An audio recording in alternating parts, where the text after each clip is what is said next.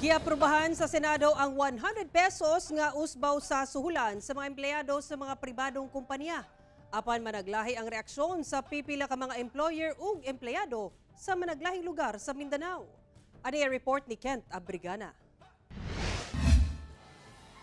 Gigalipay sa empleyado nga si Janisa ang pag-aproba sa Senate Bill 2534 kunang 100 peso nga usbaw sa suhulan sa mga minimum wage earner sa private sector. Actually, dakong tabang sa mga empleyado nga magtaas ang lang sahod, pero isip pod mga empleyado, isa pod sa i-contribute sa ila para dili pod bugat sa management to maningkamot po to upselling.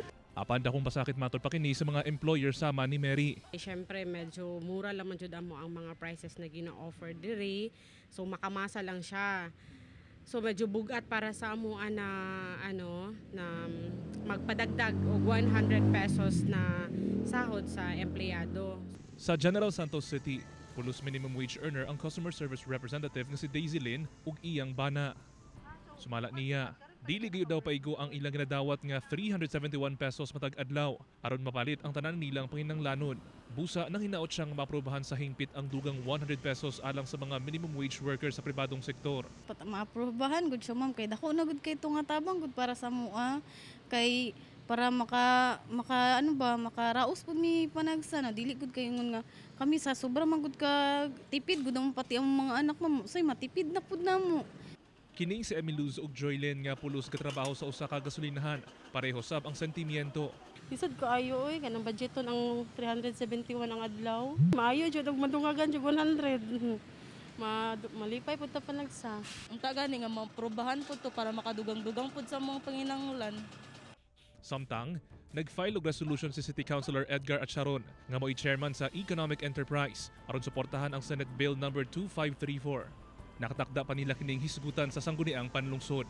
Managlay sab ang panglantaw sa mga trabahante sa mga pribadong kumpanya sa Zamboanga City sa ginaduso nga 100 pesos nga dugang sa ilang suhulan. Alang sa production worker nga si Mary Joy, makatabang na kini sa glastuhon sa iyang pamilya sa matag adlaw. So dungag na ko para hatag na ko gastos ko para sa ko mga anak. Siyempre malipay kay ko sir. Apan alang sa production worker sab nga si Edwin, dili pa igo ang maong kantidad sa wage hike tungod mahal na ang mga palitunon karon. Sa ako kulang. Kay kabalo ng mga karang panahon, taas ang mga palaliton. Halos tanan mga palaliton taas. 100 sa kulang gyud. Kung madayon ang kinadusong 100 pesos nga wage hike, mamahimo nga 481 pesos per day ang minimum wage sa mga empleyado sa mga pribadong kumpanya sa Zamboanga City, gikan sa samtangang minimum wage nga 381 pesos per day. Una na nga nagpahimangno ang dole kalabot sa proposed 100 pesos nga wage hike sa private sector. Posible nga maglisod ang ubang negosyo, partikular na ang mga micro, small ug medium enterprise. Kauban si Mel Colmenares sa kamera. Ako si Kent Abrigana. Para sa One Mindanao.